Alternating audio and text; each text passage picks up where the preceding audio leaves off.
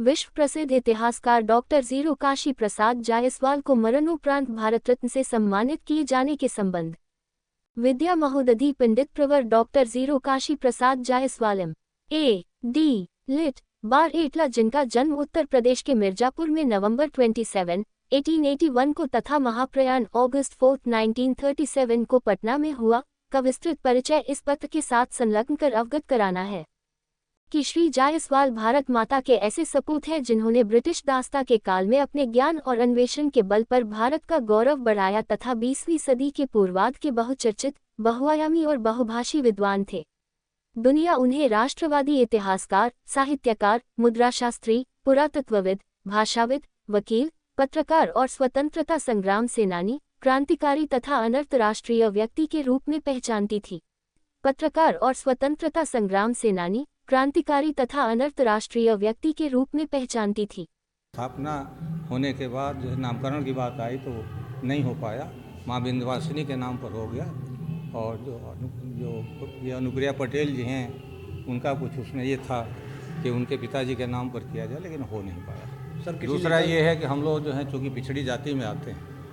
तो हम लोग ये मांग है कि जो है जाति जनगणना अवश्य होनी चाहिए और उसके आधार पर जो है सभी वंचित लोगों को, पिछड़े लोगों को, दलित समाज के लोगों को जो है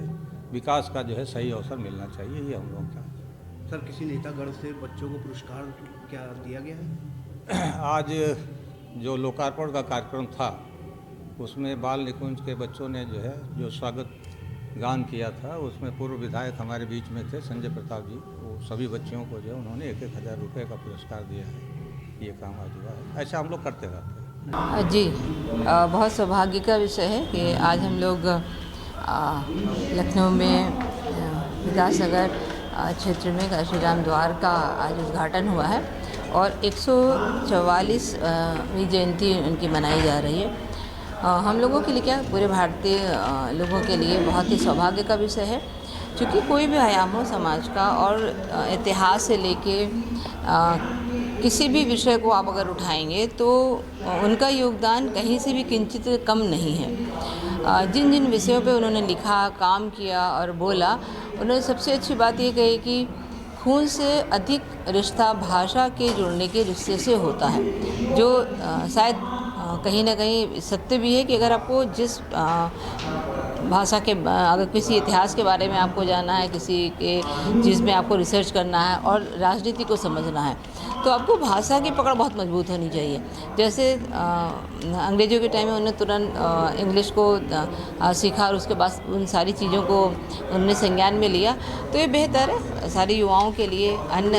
इस वर्ग के सभी लोगों के लिए एक महत्वपूर्ण रोल मॉडल है कि हम उनको जाने, पहचाने, उनके व्यक्तित्व के बारे में जाने। और जो भी उस टाइम, तब तो इतनी सुख सुविधाएं भी नहीं हुआ करती, आजकल तो मल्टीमीडिया का समय है, मीडिया का समय है, तो वो सब कुछ बहुत अच्छी तरीके से जाना समझा जाता, मगर तब उन्होंने